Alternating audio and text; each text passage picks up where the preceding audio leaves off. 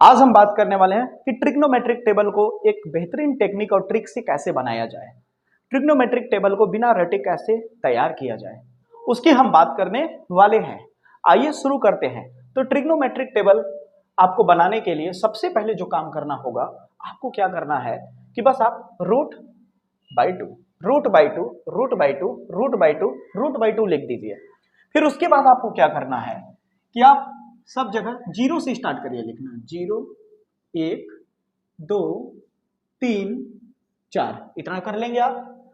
अगर आप इतना कर लेते हैं तो आपको एक भी वैल्यू रटने की जरूरत नहीं पड़ेगी। बस आप पहला लाइन जैसे ही लिख लिए, पूरे अपने आप होते चले जाएंगे। ये मेरा वादा है, आपको बस देखना है ध्यान से। आइए ध्यान दीजिए। तो आप स्टूडेंट देख सकते हैं कि रूट में जीरो है, तो जीरो रूट में हो चाहे कैसा भी हो, जीरो तो जीरो होता है और बटे के ऊपर है जीरो, इसलिए रूट जीरो बाई टू पूरे का वैल्यू क्या हो जाएगा, जीरो हो जाएगा। तो यहाँ पे हम क्या लिख देंगे, जीरो। रूट से वन बाहर निकल के क्या हो जाता है, वन हो जाता है, तो वन बाई टू हो जाएगा। ठीक है। फिर यहाँ पे आया रूट टू बाई टू, तो यहाँ पर मैं दिखाता हूं आपको root two by root two का जब आप परिमेयकरण करोगे इस तरह से, तो रूट टू टू बचेगा। ठीक है। अब यहाँ पे क्या हो जाएगा, टू रूट टू हो जाएगा, तो टू से टू कैंसिल हो जाएगा, ऊपर में वन बचा, नीचे में रूट टू बचा। तो यहाँ पे आप लिख सकते हो वन बाई रूट टू। यहाँ पे अगर आप देखें तो कितना है, रूट थ्री बाई टू। यहाँ फोर है, तो रूट के अंदर फोर है, बाहर निकल करके क्या हो जाएगा, टू हो जाएगा। तो कितना हो गया, टू बाई टू। जब कैंसिल करेंगे तो टू बाई टू वन बचेगा। तो क्या आपको वैल्यू कहीं रटना पड़ा, नहीं ना। अब देखिए, साइन जीरो का वैल्यू जीरो, साइन 30 का value one by two, sine 45 का value one by root two, sine 60 का value root three by two, sine 90 का वैल्यू वन। इतनी बात आपको समझ में आ रही होगी, बहुत मजा आएगा आपको, बस देखिए ध्यान से। अब दूसरी वैल्यू, बस इतना ही आपको मेहनत करना है। आपको ट्रिग्नोमेट्रिक टेबल को तैयार करने के लिए मात्र केवल इतना ही मेहनत करना है, एक लाइन, बाकी अपने आप हो जाएगा दोस्तों। बस ध्यान दीजिए, आपको करना कुछ नहीं है, बस आपको इसको अब ऐसे पलट देना है वापस। दूसरी लाइन लिखने के लिए कुछ करना नहीं है, बस आपको पीछे से लिखते चले आना है। यानी शुरुआत करेंगे लिखना यहां से, लेकिन लिखते हुए पीछे से आएंगे। तो वहां कितना है, वन, तो यहां लिखेंगे वन। फिर कितना है, रूट थ्री बाई टू। फिर कितना होगा, वन बाई रूट टू। फिर यहाँ पे कितना है, वन बाई टू। फिर यहाँ पे कितना है, जीरो। देखिए दूसरा लाइन भी हो गया कि नहीं, आसानी से हुआ कि नहीं, बहुत ही मजा आएगा। आगे देखिए, अब आती है बारी तीसरे लाइन की, टेन वाले लाइन की। तो टेन को कैसे भरा जाए, तो टेन को भरने का सबसे बेहतर तरीका है, सीखना चाहते हैं, देखिए ध्यान से। तो आपको ज्यादा कुछ नहीं करना, ये साइन वाली जो लाइन है ये, और ये जो कॉस वाली लाइन है, ये साइन वाली लाइन और ये कॉस वाली लाइन के बीच में एक इस तरह से लाइन गई है, दिख रहा होगा आपको। इसे आप डिवाइड समझ लीजिए, बटे समझ लीजिए। तो अगर आप गौर से देखें तो साइन बटे कॉस हो गया, साइन बटे कॉस 10 होता है, तो आप इसको बटे समझ लीजिए और जो भी आंसर आएगा यहां लिखते जाइए। तो यहाँ पे कितना है, जीरो बटे वन। जीरो बटे वन का मतलब होता है जीरो। कभी भी देखिए, जीरो बटे वन है, अगर ऊपर में जीरो रहे, नीचे में कुछ भी रहे, ऊपर में जीरो रहे तो आंसर आपका जीरो आता है। इतनी बात आपको समझ में आ रही है। आइए आगे की ओर चलते हैं। अब बारी आती है यहाँ पे कितना, इस वाली लाइन में यहां भरना है ना, तो इन लाइन को देखेंगे हम। ये वाली लाइन कौन सी है, बटे है, तो कितना है, वन बाई टू। यहां देखिए साइड में मैं कर रहा हूं, वन बाई टू बटे रूट थ्री बाई टू।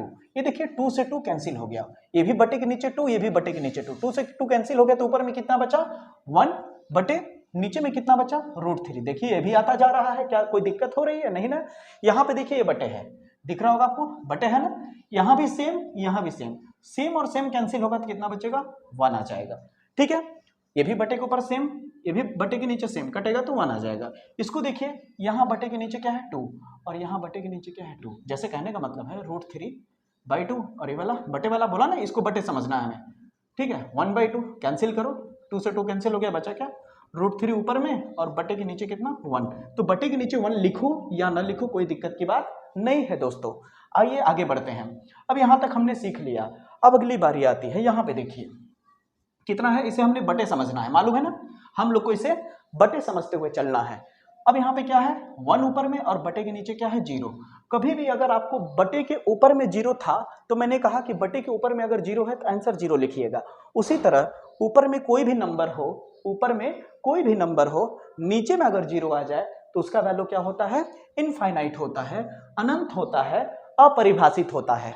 ठीक है, तो यहाँ पे आपको समझ में आ गया होगा, वन बाई जीरो को हम क्या लिखेंगे, इनफाइनाइट। अब आपको तीसरी वैल्यू भी मिल गई। अब बारी आती है कॉट की, फिर से वही बात करिए, इसे फिर से पीछे से लिखते चले आइए, फिर से पीछे से लिखते चले आइए।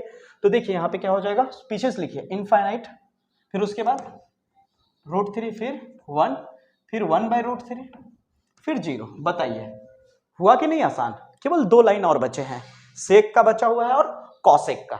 तो सेक का अगर वैल्यू आप चाहते हैं जानना तो ध्यान दीजिए कि कॉस के वैल्यू को पलट दीजिए, कहने का मतलब पटक दीजिए, ऊपर वाला नीचे और नीचे वाला ऊपर। तो देखिए जैसे कॉस वाली लाइन को देखिए, कॉस वाले को क्या करना है, पटक देना है, पटक देना है, उठा के पटक दीजिए, इसे एकदम पटक दीजिए। तो यहाँ पे cos 1 है तो 1 को ऐसे पलटोगे तो 1 तो 1 ही रहेगा, लेकिन इसी को पटकना है। याद रखिएगा मैं यहाँ पे ऐसे लाइन खींच दे रहा हूँ, किसको पटकना है, इसको, इस वाले को, दिख रहा है मैं ऐसे लाइन खींच दे रहा हूँ, cos को ही पलटना है। तो 1 पलटेगा तो 1 तो 1 ही रहेगा, लेकिन √3/2 पलटेगा। जब यहाँ पे √3/2 है, इसे ऐसे पलट दोगे तो ऊपर नीचे वाला ऊपर हो जाएगा और ऊपर वाला नीचे हो जाएगा, तो कितना आ जाएगा, 2/√3।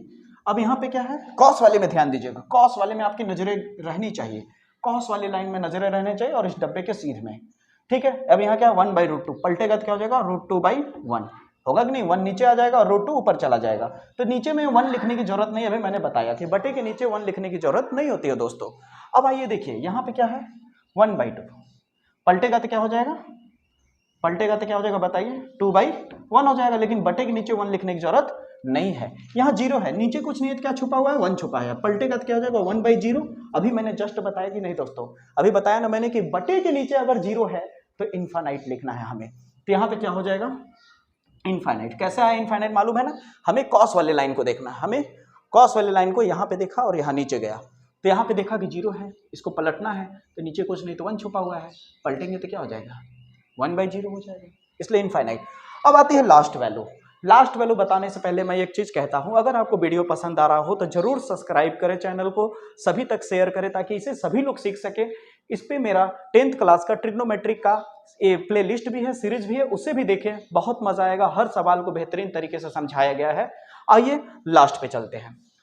तो यहाँ पे देखिए, इसको अगर आप पलटोगे तो क्या हो जाएगा, इसको पीछे से ले आओ, इनफाइनाइट टू √2 2/√3 और यहाँ आ जाएगा 1। उम्मीद करता हूँ आपको ट्रिग्नोमेट्रिक टेबल समझ में आया होगा। इसी तरह से आपको बेहतरीन वीडियोस मिलेंगे मेरे चैनल पे। अगर आपको पसंद आए तो जरूर चैनल को सब्सक्राइब करें और सभी तक वीडियो को पहुंचाएं। धन्यवाद।